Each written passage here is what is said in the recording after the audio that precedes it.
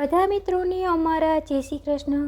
તમારા બધાનું અમે અમારી ચેનલ વ્રત કથા પંચાંગમાં હાર્દિક સ્વાગત કરીએ છીએ. આજે આપણે આ વિડીયોમાં જીવંતિકા માનું વ્રત વિશે માહિતી મેળવશું. આ વ્રતની શરૂઆત શ્રાવણ માસના પહેલા શુક્રવારે થાય છે. કોઈ તકલીફ હોય તો બીજા શુક્રવારે આ વ્રત કરી શકાય છે. વ્રત કરનારે સવારે વહેલા ઉઠી સ્નાન કરવું, 5 દિવેટનો દીવો કરવો, ભક્તિપૂર્વક વંદન કરીને ભગવાનની પ્રાર્થના કરવી, પાટલા ઉપર દીવો મૂકી પુષ્પ, પત્ર, ચોખા, કંકુ વગેરેથી જીવંતિકા દેવીનું પૂજન કરવું અને વાર્તા કરવી. એ દિવસે પીળા વસ્ત્રો પહેરવા નહીં. જીવંતિકા માની વ્રત કથા આ પ્રમાણે છે. વર્ષો પહેલાંની આ ઘટના છે. એ વખતે લલિત નામનો એક રાજા હતો. એ રાજાને એક રાણી હતી. તેનું નામ લલિતા દેવી હતું. રાજા અને રાણી બંને સર્વ વાતે સુખી હતા, પરંતુ તેમને એક વાતનું દુઃખ હતું. તેમને શેર માટીની ખોટ હતી. એમને એક પણ સંતાન ન હતું. તેથી તેની ચિંતામાં ને ચિંતામાં રાણી અડધી થઈ જતી હતી. એક દિવસની વાત છે. રાણી ઉદાસ ચિત્તે પોતાના ઓરડામાં બેઠી હતી. એવામાં રાણીની એક દાસી ત્યાં આવી ચડી. આ દાસી સુયાણીનું કામ કરતી હતી. દાસીએ રાણીને ચિંતામાં બેઠેલી જોઈને કહ્યું, રાણીબા, તમે શા માટે આટલી બધી ચિંતા કરો છો? તમે મને આજ્ઞા કરો તો હું હમણાં તમને એક ઉપાય બતાવું. ત્યારે રાણીએ કહ્યું, શો ઉપાય છે? દાસીએ ધીમેકથી રાણીના કાનમાં કહ્યું, જુઓ રાણીબા, ગામમાં એક બ્રાહ્મણીને 5મો મહિનો જાય છે. તમે સગર્ભા છો, તેવો ઢોંગ આજથી શરૂ કરી દો. પછીનું કામ હું સંભાળી લઈશ. દાસીની આ વાત તો રાણીના ગળે ઉતરી ગઈ અને પોતે સગર્ભા છે તેવી વાત તેણે બધાને ફેલાવવા માંડી. આ વાતને 7 મહિના વીતી ગયા.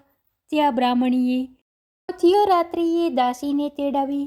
મધરાતે બ્રાહ્મણીએ પુત્ર જન્મ આપ્યો. આ પુત્રને છાની માની લઈને દાસી રવાના થઈ ગઈ અને રાણીના ઓરડામાં પાછલી બારીએથી દાખલ થઈ. બાળક રાણીને આપ્યું. બાળકને જોઈને રાણી તો રાજી રાજી થઈ ગઈ. સવારના આખા રાજમહેલમાં સમાચાર ફેલાઈ ગયા કે રાણીએ કુંવરને જન્મ આપ્યો છે. એટલે બધી જગ્યાએ આનંદ આનંદ છવાઈ ગયો. આમ રાણીનું વાંઝિયા મેણું ટળ્યું. પરંતુ પેલી બ્રાહ્મણી તો જીવંતિકા દેવીનું વ્રત કરતી હતી. એટલે દેવી તેના બાળકનું રક્ષણ કરવા માટે રાજમહેલમાં પણ આવી પહોંચ્યા. કુંવર જ્યારે ઊંઘતો હોય ત્યારે દેવી તેના ઓશિકા પાસે આવીને બેઠા હોય. એમ કરતાં કરતાં દિવસો અને પછી મહિના અને મહિના પછી વર્ષો વીત્યા. કુંવર મોટો થયો. તેનું નામ પડ્યું વિજયકુમાર. રાજા લલિતકુમાર અવસાન પામ્યા એટલે વિજયકુમાર ગાદીએ બેઠ્યો અને તે રાજા બન્યો. આ રાજા ભારે દયાળુ હતો. રાજા વિજયકુમાર તેના પિતાનું શ્રાદ્ધ કરવા માટે ગયાજી જવા માટે નીકળ્યા હતા. રસ્તામાં એક વાણિયાનું ઘર આવ્યું. એ વાણિયાના ઘરે તેઓ રાત વાસો કરવા રહ્યા. આ વાણિયાને 6 બાળકો થયા. 6 બાળકો વારાફરતી 6 દિવસે મરણ પામ્યા. આજે 7મા બાળકની છઠ્ઠી હતી અને વિધાત્રી લેખ લખવા આવવાના હતા અને વિજયકુમારનું રક્ષણ કરવા માટે જીવંતિકા દેવી પણ ત્યાં હાજર હતા. મધરાત થઈ અને વાણિયાને ત્યાં વિધાત્રી પધાર્યા. એટલે જીવંતિકા માતાએ આડું ત્રિશૂળ ધર્યું અને કહ્યું, દેવી વિધાત્રી, તમે અહીં ક્યાંથી? ત્યારે દેવી વિધાત્રીએ કહ્યું કે વાણિયાના દીકરાની આજે છઠ્ઠી છે એટલે લેખ લખવા આવી છું. અચ્છા, તો બહેન શું લખશું લેખમાં? એ જ કે કાલે તેમનો દીકરો મરણ પામશે. આ સાંભળી જીવંતિકા દેવીએ કહ્યું, ના ના વિધાત્રી, એવું તમારાથી ન લખાય. હું તમારી મોટી બહેન અહીં હાજર હોવ અને તમે આવું અમંગળ ન લખી શકો.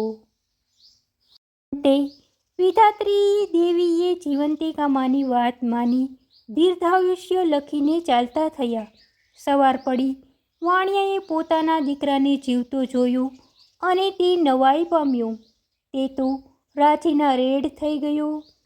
તેઓએ આ વિજયકુમારના પગલાંને શુભ માન્યા અને તેમની સરભરા એમણે ખૂબ જ ભારપૂર્વક કરવા માંડી.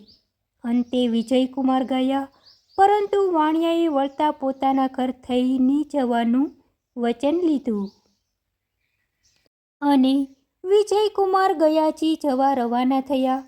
વિજયકુમાર ગયાજી ગયા અને શ્રાદ્ધ કર્મ કર્યું. પિંડ આપવા માટે હાથ લાંબો કર્યો, પણ તેને એકને બદલે 2 હાથ દેખાયા. આમ થવાનું કારણ શું? આ થવાનું કારણ તેણે પંડિતજીને પૂછ્યું, પરંતુ તેમણે કોઈ જવાબ ન આપી શક્યા. આમ બીજો હાથ કોઈ દેવીનો હાથ જેવો દેખાતો હતો. વિજયકુમાર શ્રદ્ધા ક્રિયા પતાવીને પાછા વળ્યા અને વળતા વચન આપ્યા પ્રમાણે પેલા વાણિયાને ત્યાં રાત રોકાયા. ત્યારે વાણિયાના ઘરે બીજા દીકરાની છઠ્ઠી હતી. અડધી રાત થઈ અને વિધાત્રી આવ્યા. આ વખતે પણ જીવંતિકા માતાએ તેને દીર્ઘાયુષ્ય લખવા કહ્યું. આ વખતે વિજયકુમારની ઊંઘ ઉડી ગઈ અને બંને દેવીઓની વાતો સાંભળતો જાગતો પડી રહ્યો. જીવંતિકા દેવી કહે, હે વિધાત્રી, રાજકુમારની માતા વર્ષોથી મારું શુક્રવારનું વ્રત કરે છે. પીળું વસ્ત્ર અને પીળા અલંકારો પહેરતા નથી, ચોખાના પાણીને ઓળંગતા નથી, એટલે મારે એનું રક્ષણ કરવું પડે છે. એ જ્યાં જાય ત્યાં મારે જવું પડે છે. આજે આ વાણિયાને ત્યાં એનો વાસ છે, તો મારો પણ વાસ છે. તો વાણિયાનું અઘટિત શા માટે થવા દેવું બહેન? હું તારી મોટી બહેન છું, તારે મારી વિનંતી પાળવી પડશે. ભલે કહીને વિધાત્રીએ તેના લેખ દીર્ઘાયુષ્ય લખ્યા. વાણિયાએ સવારે ઉઠીને જોયું તો આ બીજો દીકરો પણ જીવતો હતો અને તેને લાગ્યું કે આ વિજયકુમાર નક્કી કોઈ મહાન પુરુષ છે. બીજા દિવસે વિજયકુમારે વિદાય માંગી, ત્યારે વાણિયાએ તેમને આનંદથી વિદાય આપી. થોડા દિવસોમાં વિજયકુમાર રાજમહેલમાં પાછા ફર્યા. આવીને તેણે રાણીને પૂછ્યું, બા, તમે કયું વ્રત કરો છો? ત્યારે રાણીએ કહ્યું, બેટા, હું તો એકેય વ્રત કરતી નથી. આ સાંભળી વિજયકુમારને નવાઈ લાગી, પણ એને આખો ભેદ ઉકેલવાનો ઉપાય મળી ગયો. શ્રાવણ મહિનો આવ્યો અને એ મહિનાનો પહેલો જ શુક્રવાર આવ્યો. એ દિવસે રાજા વિજયકુમારે આખા નગરમાં ઢંઢેરો પીટાવ્યો કે આજે નગરની તમામ સ્ત્રીઓએ પીળા વસ્ત્રો પહેરીને જમવા આવવાનું, કોઈએ ઘરે રહેવાનું નથી. એવામાં એક દાસી સમાચાર લઈને આવી કે એક બ્રાહ્મણી આવવાની ના પાડે છે. એને જીવંતિકા વ્રત છે, એટલે પીળા વસ્ત્રો પહેરીને એ નહીં આવે. એટલે રાજા વિજયકુમાર આખી વાત સમજી ગયા. એણે બ્રાહ્મણી માટે લાલ વસ્ત્રો મોકલ્યા. આમ વિજયકુમારે તેની માતાને ઓળખી ગયા. ત્યારથી ગૌરાણી રાજમહેલમાં રહેવા લાગ્યા. જીવંતિકા માના વ્રત પ્રભાવથી ગૌરાણીને પોતાનો ખોવાયેલો પુત્ર પાછો મળ્યો અને માતાજીએ તેનું રક્ષણ કર્યું. એવી જ રીતે આ વ્રત કરનારના બાળકોનું રક્ષણ કરજો, એમની સુખ સંપત્તિ આપજો અને માતાજી જેવા તમે એમને ફળ્યા તેવા સૌને ફળજો. વાર્તા વાંચનાર, વાર્તા સાંભળનાર સૌની મનોકામના પૂર્ણ કરજો, સૌનું દુઃખ હરજો. બોલો જીવંતિકા માતની જય. કુળદેવી માતની જય.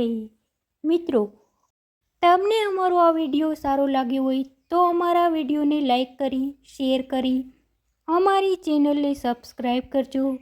અમારા આવનાર વિડીયો જોતા રહેજો. તમને બધાને અમારા જય શ્રી કૃષ્ણ.